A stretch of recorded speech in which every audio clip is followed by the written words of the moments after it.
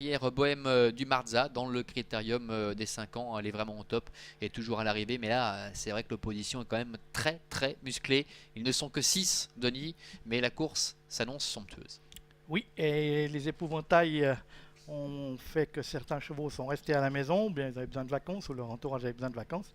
Parce que là, l'autostart est parti vite et Bonatella, elle a collé tout de suite, alors que les autres ont un peu dormi en partant, ce qui permet à Bonatella de tout de suite se porter en bon rond malgré son numéro 6. Alors que nous avons ensuite Semola GK qui est là, était mal parti avec Capraio, qui se retrouve en dernière position, mais on sait que le cheval est parfois un peu susceptible. Et pour aborder bientôt le premier virage, Semola GK a pris maintenant le meilleur, le numéro 2 qui précède Bonatella, le 6, suivi par Fast and Furious Las avec le 3 Bayarose, avec ensuite le numéro 5 Capraio et en dernière position le numéro 4 Canad Bailly. Tout le monde a franchi sans encombre le passage de route. Ils l'ont pas sauté, mais ils l'ont trotté. Et le premier tournant avec Semola GK, avec Jean-Bernard Maté facilement qui contrôlait les débats, avec Bonatella qui était parti la plus vite, qui est maintenant dans son sillage et qui va pouvoir bénéficier d'un parcours sur mesure. Fast and Furious est pour le moment troisième, avec Capraio qui essaie de se rapprocher à la hauteur de Bayarose, et c'est toujours Canad Bailly qui ferme à la marche, et Semola GK domine facilement la situation au début de la ligne en face, avec dans son sillage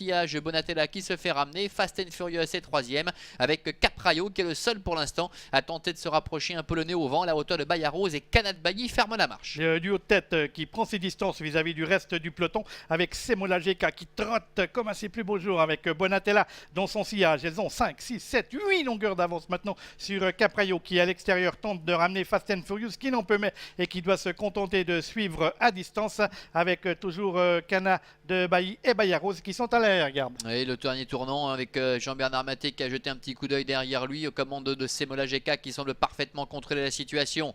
Comment va réagir Bonatella dans la phase finale? Est-ce qu'elle va avoir suffisamment de ressources pour passer l'offensive et tenter d'inquiéter Semola GK? C'est ce qu'on va savoir dans quelques instants, parce que les autres sont loin, même si Fast and Furious essaie de se ressaisir, avec également Canad Bailly qui s'en a un peu rapproché. C'est très compliqué pour Capraio ainsi que pour Bayarose. Bientôt l'entrée de la dernière ligne droite avec Semola GK, Jean-Bernard Maté qui semble fumer la pipe comme l'on dit pour le moment. Attention toutefois à Bonatella avec Fast and Furious qui est troisième. Canad Bailly est passé maintenant quatrième, alors que Capraio à l'arrière est au galop. La dernière ligne droite avec le numéro 2 Semola GK qui tente de réaccélérer.